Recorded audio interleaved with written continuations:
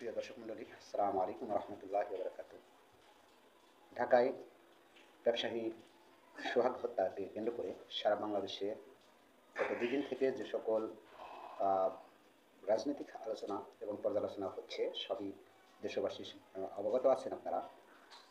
এখানে আরেকটা বিষয়, সেটা হলো যে বিএনপিকে কোণঠাসা করা হয়েছে এবং এখানে বিএনপিকে অবজ্ঞা করে এটা এক প্রকার তারেক রহমানকে রাজনীতি থেকে মাইনাস করার একটা পরিকল্পনা মনে হচ্ছে।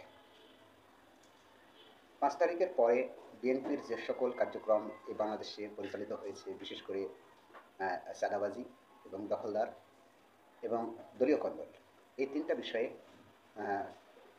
তারেক রহমান বিদেশ থেকে সচেতন করা হলেও তাদের কিছু নেতা স্থানীয়ভাবে হোক বা কেন্দ্রীয় মদদেই হোক এসব অপরাধের সাথে সম্পৃক্ত আছে বা জড়িয়ে পড়েছে। ঠিক সেই মুহূর্তে তারেক রহমান যেহেতু এখন বিদেশে অবস্থান করছে, তার কিন্তু এই দলের উপর যে কর্তৃত্ব এবং তারেক রহমানকে যে তার দলের লোকজন যে অমান্য করছে বা তারেক রহমান এইসব উশৃঙ্খল কর্মীর বা নেতাদের কিছুতেই কন্ট্রোল করতে পারছে না। এই কন্ট্রোল শুধু আজকে নয়, আপনি 2018 সালে যখন তারেক রহমান বলেছিল যে তোমরা যে 5 জন সংসদ সদস্য, তিনি কিন্তু শপথ নিতে নিষেধ করেছিলেন, কিন্তু সেই নিষেধ থেকেও তাদেরকে ধরে রাখতে পারেনি বা তার আদেশ অমান্য করেই এই বিএনপির নেতাগুলো গিয়ে মির্জা ফখরুল ব্যথিত সবাই গিয়ে শপথ নিয়েছিল। তো তারেক রহমান এবং বেগম খালেদা জিয়া আর হচ্ছে জিয়াউর রহমান একটা পরিবার এবং সত্যিই তারা কিন্তু গণতন্ত্র মানা একটা পরিবার। বিএনপি একটা অনেক বড় দল এবং দীর্ঘদিন তারেক রহমান এবং বেগম খালেদা জিয়া অনুপস্থিতিতে এই দলের কিছু নেতৃবৃন্দ আওয়ামী লীগের সাথে সরাসরি আতাত করে তাদের বিভিন্ন অনৈতিক সুযোগ সুবিধা গ্রহণ করে কিন্তু বিগত 15 বছর কাটিয়েছে। এটা পরীক্ষিত সত্য। তো এই যে সোহাগ হত্যার এই বিষয়টা নিয়ে সবাই নিজের স্থান থেকে প্রতিবাদ করেছে, বিএনপিও তাদেরকে দল থেকে বহিষ্কার করেছে। তারপরেও যদি বিএনপির স্থানীয় নেতা বা চাঁদাবাজদেরকে জনগণ সবাই মিলে ধরে জনপ্রকাশ্যে যদি আইনের হাতে তুলে দেয়, তাহলেও বিএনপি বা তারেক রহমানের কোনো আপত্তি থাকবে না। এখন এই সুযোগে জামাত, এনসিপি সহ অন্যান্য কিছু রাজনৈতিক দল, ইসলামী আন্দোলন, তারা প্রতিবাদ করেছে, মিছিল করেছে। এটাও আমরা গণতন্ত্র রাজনীতির জন্য আমরা মনে করি যেটার প্রয়োজন আছে। কিন্তু একটা কাজ, সেটা হলো কি যে তারেক রহমানের বিরুদ্ধে যে স্লোগানটা দিয়েছে, সেই স্লোগান এবং জিয়াউর রহমান এবং খালেদা জিয়ার নামে যেসব কটাক্ষ করা হয়েছে, এটা এই সময়ে জামাত, এনসিপি বা কোনো রাজনৈতিক দলেরই এরকম আলোচনা বা সমালোচনা এদের বিশেষ করে এই তিনজনের বিরুদ্ধে সমাচার না করলেই পারত। যেহেতু তারেক রহমান এখন বিদেশে আছেন, তিনি কোন পরিস্থিতিতে বিদেশে গেছেন এটা আপনাদেরও জানা আছে। কিন্তু বৈশিষ্ট্য বেগম খালেদা জিয়া, তিনি কিন্তু ভারত বিরোধী এবং আওয়ামী লীগ বিরোধী এবং প্রকৃত দেশপ্রেমিক হিসেবে তিনি এ পর্যন্ত রাজনীতি করেছেন বা করে গেছেন।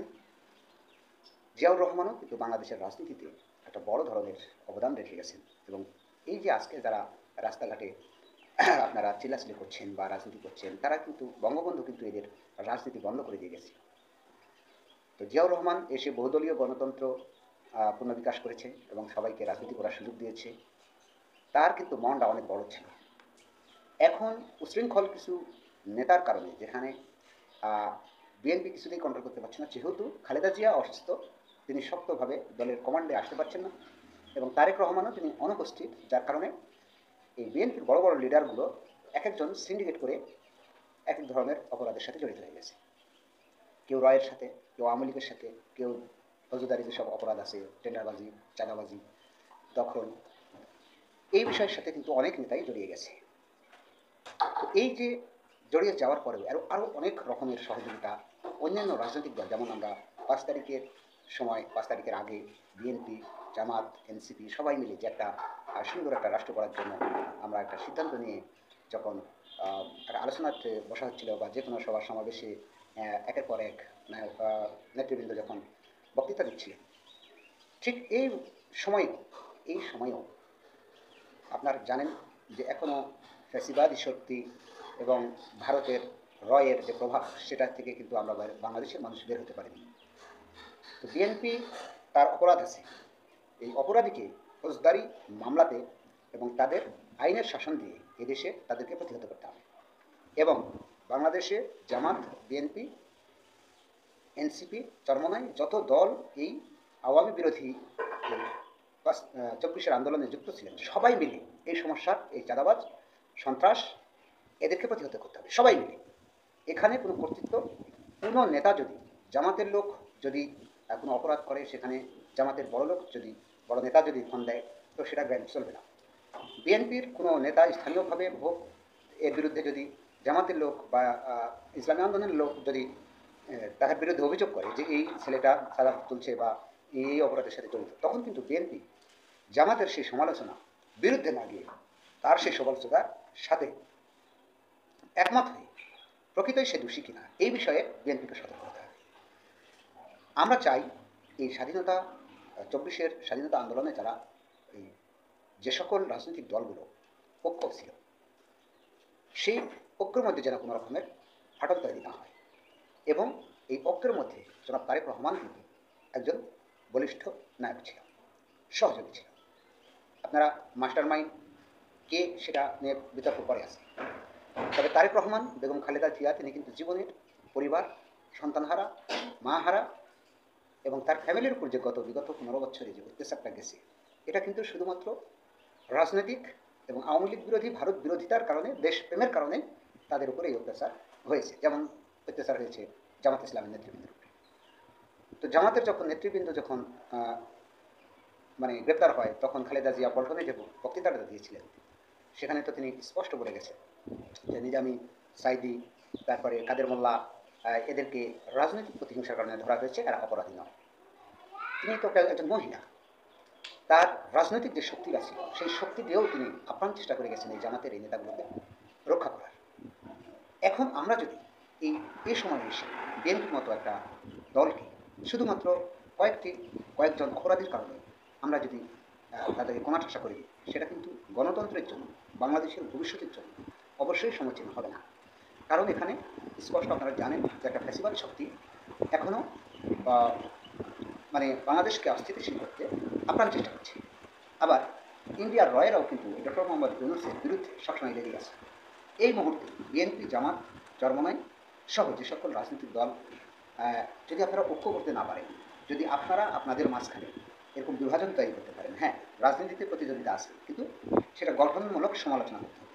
সেটা বিএনপির হাইকমান্ডও লক্ষ্য রাখতে হবে, জামাতের হাইকমান্ডও লক্ষ্য রাখতে হবে যে এখানে খালেদা জিয়াকে কটূক্তি করে যেন কেউ কথা না বলে, এখানে তারেক রহমানকে কটূক্তি করে যেন কেউ কথা না বলে, এখানে ডক্টর শফিকুর রহমানকে কটূক্তি করে যেন কেউ কথা না বলতে পারে, কারণ তাদের ত্যাগ অনেক বড়, অনেক বড়। এজন্য বাংলাদেশের সকল দলের, বিশেষ করে এই 24 তারিখের যে সকল আন্দোলনে অংশগ্রহণ করেছিলেন বা হাসিনা বিরোধী প্ল্যাটফর্মে যারা এসেছিলেন, সেই সকল রাজনৈতিক ব্যক্তি, দলীয় কর্মী এবং দেশবাসীর কাছে আমার বিনীত অনুরোধ, আপনারা সোহাগ হত্যা হয়েছে, এইরকম হত্যা যেন আর এই বাংলাদেশে না হয়। এবং এই অপরাধীর সাথে যারাই যাও সম্পৃক্ত, সেটা যত বড়ই নেতা হোক, তাকে অবশ্যই আইনের আওতায় নিতে হবে। এবং এইরকম ধরনের সারা বাংলাদেশে যে সকল জায়গা সিন্ডিকেট করেছে বিএনপির, তৃণমূলের কিছু কুলাঙ্গার, এই লোকগুলো বিএনপি, জামাত, চরমনাই সবাই মিলে এবং দেশের নাগরিক, সুশীল যারা নাগরিক আছে, তারাও এদেরকে ধরিয়ে দেবেন আইনের কাছে।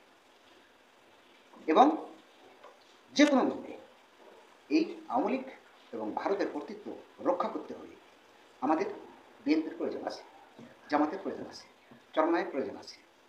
এই জন্য দলের মধ্যে যেহেতু একটা নির্বাচন হবে, সেখানে প্রতিদ্বন্দ্বিতা আছে, কিন্তু সেটা যেন গঠনমূলক হয় এবং কিছুতেই এখানে পিয়ার পদ্ধতি একটা, যেমন তারেক রহমান বলেছিলেন যে আমি জাতীয় সরকার করতে চাই, জাতীয় সরকার এবং পিয়ার পদ্ধতি একই বিষয়, একই বিষয়। আপনার সদিচ্ছা থাকলে এই মুহূর্তে আপনি দেশে এসে আর সকল রাজনৈতিক দলের নেতৃবৃন্দকে সাথে নিয়ে, যেভাবে স্বাধীনতার এই 5 তারিখের যে সকল রাজনৈতিক দল অবদান রেখেছে, তাদের কাউকে বঞ্চিত না করে সবাইকে সাথে নিয়ে এই রাষ্ট্রটা একটা ভালো একটা পজিশন নিয়ে যেতে হবে এবং বাংলাদেশকে বাঁচাতে হবে। আর বাংলাদেশকে স্বাধীন সার্বভৌমত্ব এবং বাংলাদেশের জনগণকে ভালো রাখতে হলে আমাদের প্রত্যেকের বান্ধবনেই আসতে হবে। এই জন্য তারেক রহমানকে সরাসরি ইন্ডিকেট না করে আপনারা অপরাধীকে ইন্ডিকেট করুন এবং অপরাধীকে আইনের আওতায় আনুন। তাহলে সকল দলের, যে সকল একটা দলে 10টা লোক খারাপ থাকলেই সে দল গোটাটাই খারাপ হয়ে যায় না। সেই 10টা লোকেও আপনারা চিহ্নিত করুন এবং তাদেরকে আইনের আওতায় ধরিয়ে দিন। এবং এই কাজে বিএনপি সহযোগিতা করুন, তারেক রহমান সহযোগিতা করুন। তাহলে এই বাংলাদেশের এই পরিস্থিতি থেকে একটাই পথ, সকলকে ঐক্যবদ্ধ থাকতে হবে এবং ভারত মুক্ত বাংলাদেশের স্বাধীনতা সার্বভৌমত্বের জন্য সবাইকে এক কাতারে এসে দাঁড়াতে হবে, বিভাজন নয়। কেউ কারো বিষোদ্গার না করে সকলে মিলে সমস্যা কেন্দ্রিক সমাধান করুন। ধন্যবাদ সবাইকে। আসসালামু আলাইকুম রহমতুল্লাহ।